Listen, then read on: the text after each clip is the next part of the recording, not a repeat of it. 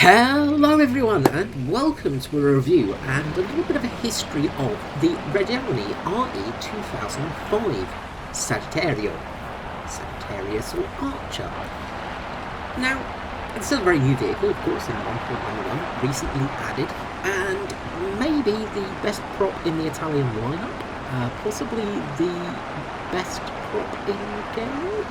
Bold words, I know, but history does kind of support this one, so let's start by taking a bit of a look-see-loo at the history of this plane. Now, the RE.2005 was the combination of lessons learnt from the RE.2000 series onwards, and the pinnacle, if you will, well, if you excuse the unmade RE.2006 premium, please. With that, maybe add the G59, because it would be kind of cool to have a Griffin-powered G55. But anyway, not 56 technically. Anyway, I digress. So, the 2005 was penned in 1941, and carried on the experience learnt from their prior radial-engined planes, the 2000, 2001, 2002, and the one-off project 2003, two-seater reconnaissance plane with a patio radial engine, and a prototype 2004 which was a fighter bomber and was fitted with the Asotto Fraccini radial engine. And to all my Italian viewers, I am so sorry for these pronunciations. You know I am sorry for these, but please bear with me. The 2005, however, was able to be designed around the extremely versatile Daimler-Benz DB605 inline engine, using a licensed version of the engine for the Fiat RE.2050, or Typhoon in English, a licensed copy of DB605. The plane also gained a new undercarriage to make the plane a little bit more sleek, a bit more aerodynamic, and you can see that here. With the 2002, 2003, it's got a sort of, the undercarriage is a bit bulky and sticks down. And this causes more drag, obviously. So the less bits sticking out of the plane means the less drag. The less drag means the faster it goes, because with aerodynamics, there's a lot of things involved in it, but drag is basically the after effect of aerodynamics. So making something go fast, it's also going to have drag. And drag is the bane of people, and there's lots of ways you can get around it. You can make it bounce around areas, and drag is important because that's what makes planes fly, basically. You know, the wind, the air goes underneath the plane, which creates lift and all of that stuff. But with all of that, you do get drag. So the smoother a surface, the cleaner the surface, the less bulky bits, the less pointy out bits, the less openings, the less anything on a plane will make it more aerodynamic. And with that, it makes it faster. Now, a huge bonus for this plane over its predecessors, over its brethren, was the 1,475 horsepower engine, of course. The plane had a cruising speed of 320 miles per hour, which was decent speed, especially, you know, so we're talking 1941, 1942 standards here. It also had a range of up to 610 miles on its main fuel tanks. It could actually take some drop tanks as well, so it could go a bit further if need be. It had the option for that, which was kind of useful and always handy for a plane, make it quite versatile. One of the key points of this plane was its small size and semi-elliptical, no, they're not fully elliptical wings, semi-elliptical wings. The best way to describe this plane is like, okay, BF-109 takes a Spitfire out for a date, and they drink a little bit too much, and then the next morning the Spitfire wakes up pregnant, and then she gives birth to an RE.2005. Yeah, I know that doesn't make too much sense, but that's kind of how this works, okay? So this plane is basically got the best of both worlds. It's very compact, very small, it's got a very short, it's very short. You know, you can, if you look at the plane from nose to tail, it is extremely short. I think it's actually shorter than its actual wingspan. So it's very compact, which makes it very manoeuvrable.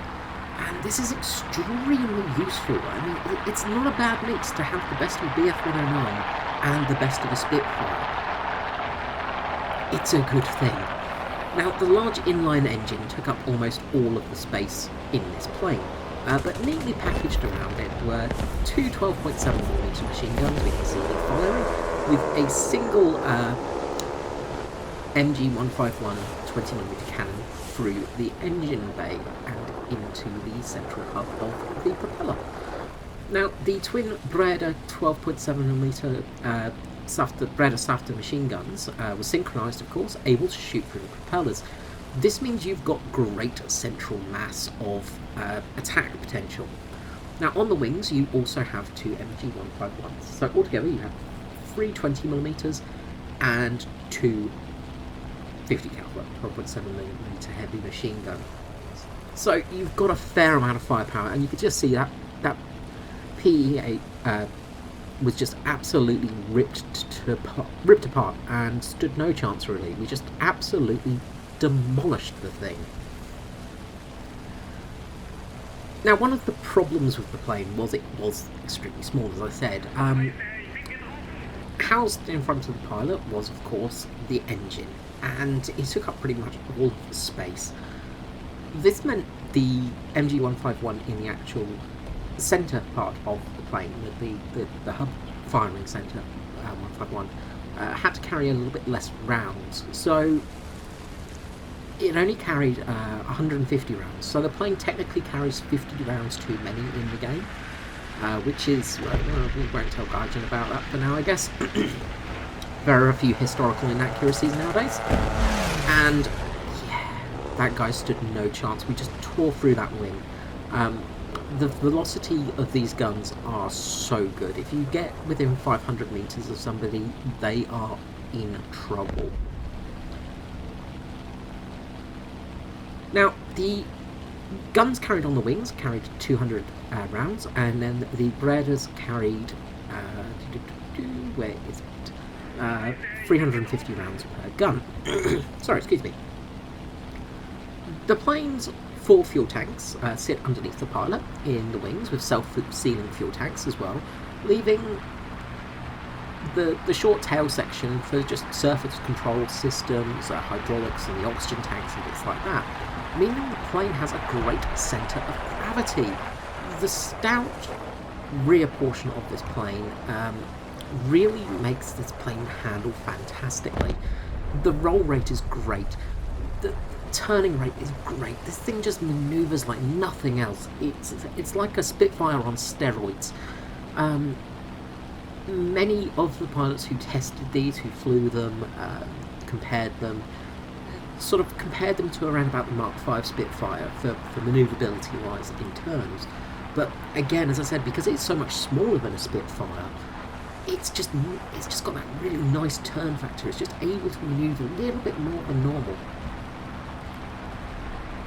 The plane, as I said, could carry drop tanks as well as a large array of ordnance, because this was a fighter bomber. And I do not know what this Corsair is trying right here. I guess he's trying to die, but, well, I'm more than happy to take him. So, the plane, from what I've discovered, could carry a centerline 1,000 kilogram bomb. Mess up the shots here. We're going to just swoop underneath him and just see the plane just pulls up in, just straight up like that, and we've critted him. His wing is done. Somebody's trying to steal our kill, and come in and take him out. Those centerline machine guns again just proving their deadliness. They are just so juicy. Oh, they're so good. But yes, it could carry a single 1,000 kilogram bomb with hardpoints on the wings for two 160 kilogram bombs. Although I may need to look a bit deeper on this one. In game, we get a single 500 kilogram bomb with two 100 kilogram bombs on the wings, or a variety of different sort of setups depending on it. But that's the heaviest setup, which, from all the bits that I've read and seen and looked at while researching this plane, are not correct, because, as I said, it could carry a 1,000 kilogram bomb and two 260 kilogram bombs on the wings. So yeah, we'll have to look a bit deeper into that, and if you know anything about that, let me know, please. Maybe they've just done it for balancing reasons. Maybe that's why we've got the extra cannon rounds or something like that. They'll make up some story, I'm sure. Due to the large cooling ducts underneath the plane, you will have noticed them sitting underneath the plane, the oil and water radiators. You can just see as I turn there underneath the plane. We're in a little box nestled underneath the plane. This means you can't have the bomb dead on the centre line. So the bomb actually sits off to the side. It's actually centred off to the right side of the plane and of the intakes. This is made possible due to the way the landing gear work on this plane. Obviously the redesigned landing gear of the earlier RE.2005 series. But it makes your plane very clumsy.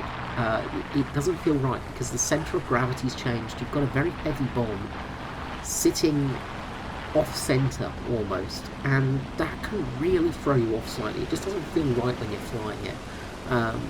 But having those bombs does mean that this is actually a viable close air support plane. Absolutely useful for close air support. And one of the few, the Italians are getting a bit of a better range now, but it will be a pretty decent CAS plane, because as soon as you get rid of those bombs, you've got a very effective fighter for the air. Your MG rounds have around about 26mm of penetration, from what I can remember.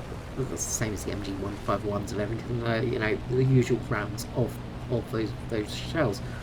So let's start talking about this in game. So as you've seen so far, we have annihilated 3 planes, and we've still got ammunition, and we've still got fuel, which is really good. This was actually my second game in the plane, so it's almost stock. The only thing that I've got in this is an upgraded belt and radiator. So this plane is as close to stock as is possible, and you can see how good it is stock. So that says a lot, really. As a pure fighter slash interceptor, this plane is just fantastic, and, well, possibly my favourite plane in game right now. It sits at 5.0 in realistic and sim. In arcade it would be 4.7, so a little bit less for arcade. This thing I imagine is absolutely nuts in arcade. Not that I will play it because I don't like arcade, I don't find it fun. But you will encounter some of the best prop-driven planes in game sitting at 5.0, and you'll actually be able to hold your own. Historically, this plane could outclimb a BF-109 G14 and easily fly rings around Mark V Spitfires, which are very bold claims, and it feels like it in game. You really get that feeling that this plane was capable of that. It climbs so quickly, the plane just feels so balanced. It's just got such good speed. Its turning is perfect. You know, everything feels good on this plane. You can really boom and zoom with it. You can turn fight with it. You've got so many different options to go with. You generally want to keep at mid to low altitude, I'd say. High altitude you do lose a little bit. Obviously this did actually have a service ceiling of, I think it was around about, tries to remember off the top of head, completely fails, 36,000 feet or something silly like that. It was a relatively high service level. But you can feel this plane was absolutely 37,000 feet. There we go. 37,000 feet and climb rate of 3,090 feet per minute. You know, and that's a ridiculous climb rate. It is just so quick to climb this thing, and that means you're able to outclimb most enemies. You're going to struggle a little bit once you get to the sort of early Griffin Spitfires, things like the Tempest Mark II, the extremely good propeller-driven planes. You know, you will struggle a little bit against them, of course, but you're going to be able to fight the majority of planes off, even if they're a higher BR. Doesn't feel like a burden to you in this plane. The matches I've played have generally been sort of the lower tier of the BRs, and I've been holding my own. It's not been hard at all. And you really do find that. If you're top tier, you're going to dominate. If you're lower tier, you will do well. This Yak 3 here is just going for that key 84. So obviously we're going to come in and get on his tail. And he's got a little bit narrow-sighted here.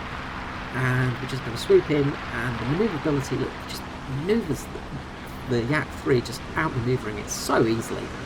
And miss our shot, take our second shot, and it is dead that quickly. And we've dodged the incoming Typhoon, who just are capable of just swinging around these planes. The Typhoon just can't maneuver to keep up with you. The turn rate, the energy retention is fantastic in this plane as well. It just, as I said, this is my favourite prop in game, I think, now, and that's a bold statement because there are so many good props in game. But this thing will just exploit any enemy's weakness. Of course, if you're going up against some serious enemies, you know, you will struggle. Speed is probably the worst bit of this plane. It does lack a little bit. The Typhoon, as you can see, is just able to outrun us, even though we've dived. We're sort of pretty much at maximum speed. Your sort of rip speeds around 400 miles per hour. Obviously, being stock pretty much engine-wise and everything-wise, I'm unable to keep up. So we just do a dummy up into the cloud, and the Key 84 as well breaks. And we can just see the Typhoon for a bit longer, and we see he starts to turn. So now we're going to go and dive on him. The other thing about this plane is, head-on, you're going to be king. Because of those central machine guns, you've just got fantastic massive shells. And as you can see there, head-on, we trade a plane for a plane, but it was the last plane. We get an ace. And yeah, this was my first ace in this plane, and it just was great. So here we are in the just in the post-battle screen results, I guess. And as you can see, we did pretty well in this match. Pretty happy about it. We made some serious cash and some serious research points as well. I've actually pretty much ground out half of the Vampire in the Italian tech tree, which just came out very recently. I actually managed to ace this plane in 7 matches with a 30% research booster and of course premium account. But 7 matches to ace a plane, and that's a plane with 4 different varieties of bombs to use. It's pretty damn good. I've also made something like about 200,000 lions in this plane already as well, in those 7 matches. So yeah, it's very, very good. Kill to death ratio is again not too bad. I think I've had like 3 deaths to 14 kills now, I think, in it. It's definitely up there in the kill to death ratio. It is just, this thing is just so good. As I said, I know I'm raving a bit, but it is fantastic. So, sorry, 11 kills, 4 deaths. So, not quite 50-50, just a bit above 50 for kill to death ratio. Out of the 7 matches, I had 5 wins in it. And there are a few of these flying, and you can just see how good it is. Now, in this X-ray, you can see here the gun layout, as well as the engine, the turbocharger, of course, and the fuel tanks here. Now, the fuel tanks are very in the centre. So, if somebody's shooting at your wings or at your tail, you're not set on fire very quickly. It's hard to actually be set on fire in this plane. And as I said, you just outmaneuver so much. It is very good. Would I recommend this? Yes, absolutely. Okay, I hope you've enjoyed this video, and I hope you've enjoyed me gushing about this.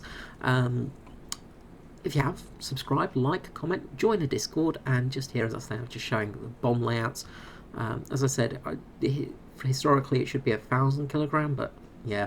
And also you can see how upgraded it was. These are upgrades after the match. Anyway, until next time, this is me, Scree, out. Bye-bye.